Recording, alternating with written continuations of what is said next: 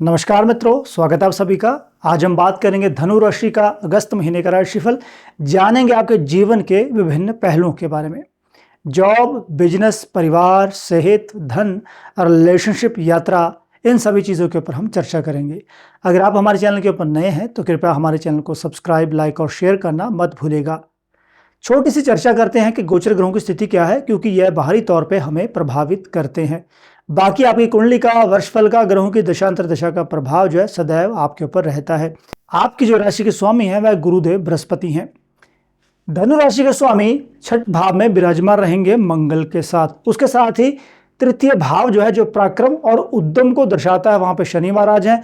सुख के स्थान में राहु हैं। कर्म भाव में केतु महाराज हैं। सप्तम भाव में चंद्रमा 1 तारीख को रहेंगे मिथुन राशि में। उसके बाद वह संपूर्ण राशियों का भ्रमण कर लेंगे। अष्टम भाव में 16 तारीख तक सूर्य रहेंगे। भाग्य स्थान में शुक्र और बुध की स्थिति जो है वह आपके भाग्य को बढ़ाने में सहायता करने वाली है। यह तो थी गोचर ग्रहों की स्थिति। अब हम बात करते हैं इनका प्रभाव जॉब और बिजनेस से संबंधित कैसे रहने वाला है।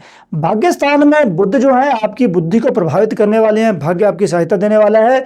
छठ भाव में गुरु विराजमान है, शत्रुओं से बचाएंगे, प्रभाव प्रताप बढ़ेगा। और उसके साथ ही कर्म भाव में केतु जो है एबिलिटीज प्रदान करते हैं कार्यों को करने के लिए। सुख स्थान में राहु जो है बीच बीच में आपको हेल्प करते रहेंगे। पराक्रम स्थान में शनि महाराज की जो स्थिति है वह बल प्रदान करती है कार्य को करने के लिए। जो भी आपके प्रतिद्वंदी हैं, जो भी आपके शत्रु हैं, वह दबे रहेंगे। किसी प्रकार का कोई भी नुकसान नहीं होगा। उसके साथ ही 16 तारीख को जब सूर्य का भ्रमण हो जाएगा भाग्य स्थान में, तब नए कार्यों को आप शुरू कर सकते हो। पत्नी के कारण या पत्नी के द्वारा दी गई सहायता या पत्नी के नाम से किया गया कार्य आपको बेनिफिट दे सकता है बिजनेस वाले लोगों के लिए। और उसके साथ ही अगर बिजनेस को बढ़िया चलाना है तो थोड़ा सा 16 तारीख के बाद नई चीज़ों को शुरू कीजिएगा। उसके परिणाम काफ़ी अच्छे जो है आप लोगों के लिए आएंगे। उसके साथ ही जो व्यक्ति जॉब करते हैं या फिर नई जॉब में जाना चाहते हैं, उनको मैं यह कहना चाहूँगा कि भाई नई जॉब से जाने से पहले थोड़ा सा ध्यान लगा लें कि वह जॉब कैसी है, किस प्रकार के वह इंसेंटिव दे रहे हैं, किस प्रकार की वह आपको जगह पे भेजेंगे। तो इन चीज़ों का आकलन करना आगे बढ़ने से पहले यह ज़्यादा आवश्यक रहने वाला है। अब हम बात करते हैं पैसों की। धन भाव के जो स्वामी है वह शनि महाराज है। उसके साथ ही आय के स्थान के स्वामी शुक्र महाराज है, जो भाग्य स्थान में बैठे हैं। शनि महाराज की दृष्टि जो है, अगर हम सप्तम दृष्टि की बात करें, वह शुक्र को देख रही है। उसके साथ ही शनि या हम कह दें कि तृतीय भाव का संबंध 11वें भाव से भी होता है। तो शनि महाराज जो है कर्म के हैं और उनकी राशि भी आपके धन स्थान में बैठी है। तो भाई शनि महाराज क्या कहेंगे कि भाई धीरे धीरे चलते रहो, अच्छा लाभ मिलेगा अंत में। भले ही शुरुआत जो है थोड़ी सी स्लो हो, मगर मैं आपकी सहायता जो है अवश्य ही यहाँ पे करूँगा। और उसके साथ ही कर्म भाव में केतु महाराज बैठे हैं, एबिलिटीज तो दे रहे हैं, मगर थोड़ा सा स्वभाव जो है उसमें खिन्नता आ सकती है जब पैसा थोड़ा स्लो बनेगा। तो मैं ये कहूँगा कि अगर कोई व्यक्ति ग्रह के अनुसार कार्य करता है, ग्रह के अनुसार चलता है, तो लाभ उसको अवश्य ही मिलता है। बाकी तो आपकी कुंडली के ग्रह हैं कि वह कैसा प्रभाव देते हैं, मगर यहाँ पे हमें शनि महाराज के द्वारा ही चलना होगा। शनि महाराज जैसा उनका वेग है, जिस प्रकार से वे व्यक्ति को प्रताड़ित करते हैं या हेल्प करते हैं, उसको हमें समझना अति आवश्यक है। क्योंकि शनि महाराज कहते हैं कि भाई अगर आप थोड़ी सी शुरुआत करोगे, अगर आपने अंत को देख रखा है कि अंत मेरा अच्छा है, मेरा रिजल्ट, मेरा मोटिव क्या है, मेरा लास्ट मोटिव तो पैसा कमाना है, तो अंत को अगर आप देख के चलोगे उसमें बेनिफिट अवश्य ही आएगा। नेक्स्ट हम बात करते हैं रिलेशनशिप की। अब जो व्यक्ति रिलेशनशिप में है उनको मैं यह कहना चाहूँगा कि भाई जो तो बैचलर्स हैं उनके संबंधों में मजबूती आएगी, उनके रिलेशंस अच्छे बनेंगे। मगर जॉब और बिजनेस वालों को मैं यह कहना चाहूँगा, अपने रिलेशंस में मिठास लाने के लिए थोड़ा सा कार्य करना होगा। जो आपके साथी हैं, जो आपके साथ मिलकर के कार्य करना चाहते हैं, अगर आप भी उनके साथ मिलकर कार्य करोगे उसमें बेनिफिट जो है आपको अवश्य प्राप्त होगा। और उसके साथ जब सूर्य की स्थिति चेंज होगी 16 तारीख को, उसके बाद भी भाई बेनिफिट मिलेगा। तो स्थिति जो है आपके फेवर में आ जाएगी। आप अपने कार्य को बढ़िया तरीके से कर सकोगे रिलेशनशिप के संबंध में भी। यहाँ पे अब हम बात करते हैं हेल्थ की। हेल्थ के संबंध में मैं आपको यह कहना चाहूँगा, थोड़ा सा खांसी, जुकाम, नजला और पेट से संबंधित समस्याओं से बचना है।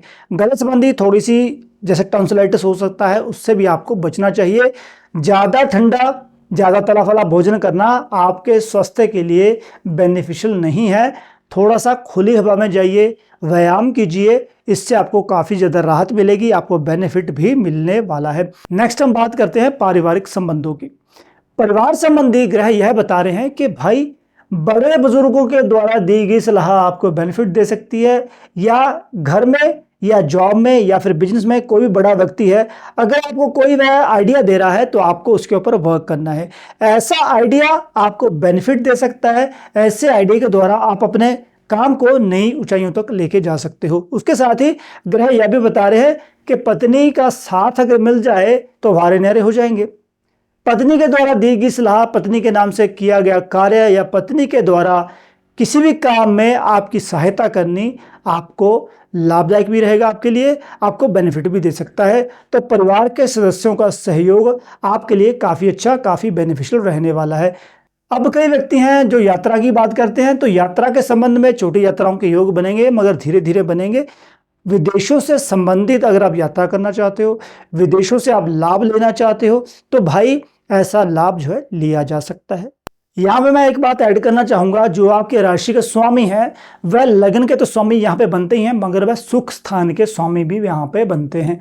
तो आज छठ भाव में पड़े हैं, तो छठ भाव में पड़े होने के कारण दूसरों से तो आपको वह बचा रहे हैं, मगर आपको भी अपनी आलसी प्रवृत्ति के ऊपर वर्क करना होगा।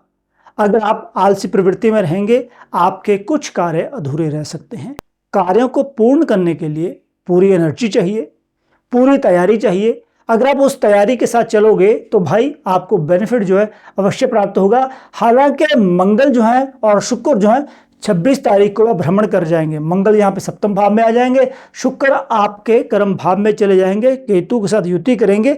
तो जब शुक्र 26 तारीख को जाएंगे, उससे 2-4 दिन पहले या 2-4 दिन बाद में व्यवसाय में नई वृद्धि के योग हम देख सकते हैं, बेनिफिट के योग आपके दे सकते हैं।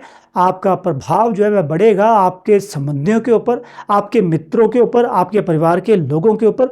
तो धीरे से चलना है, अहंकार से बचना है, लोगों को दबाना नहीं है, और उसके साथ ही दूरदर्शिता का परिणाम देना है, ध्यान से चलना है। और उसके साथ ही मैं आपको यह भी कहना चाहूँगा कि सूक्ष्म निरीक्षण शक्ति के साथ आप आगे भी बढ़ सकते हो। मतलब कि छोटी छोटी बातों का भी आपको ध्यान जो है अवश्य ही रखना चाहिए इस महीने में। तो अगर आप इन बातों का ध्यान रखोगे, यह महीना आपके लिए फेवरेबल रहेगा। इस महीने में आपको बेनिफिट हो सकता है, चाहे वो जॉब की बात है, चाहे वह बिजनेस की बात है, चाहे वह हेल्थ की बात है, चाहे वह पुराने रिलेशंस को आगे बढ़ाने की बात है। तो धीरे धीरे अगर आप चलोगे बेनिफिट भी होगा, धीरे धीरे कार्यों को करोगे तब भी बेनिफिट होगा, धीरे धीरे ही कार्यों में अपनी एनर्जी को, अपनी बुद्धि को लगाओगे तब भी आपको बेनिफिट जो है इस महीने मिलने वाला है। तो हाथी की चाल चलते रहिए, बेनिफिट जो है लेते रहिए। तो मित्रों, इस वीडियो में इतना ही। आशा करता हूं यह वीडियो आपको अच्छी लगी होगी। तो कृपया करके हमारे चैनल को सब्सक्राइब, लाइक और शेयर करना मत भूलिएगा। जल्दी ही मिलेंगे नई वीडियो में, तब तक के लिए नमस्कार।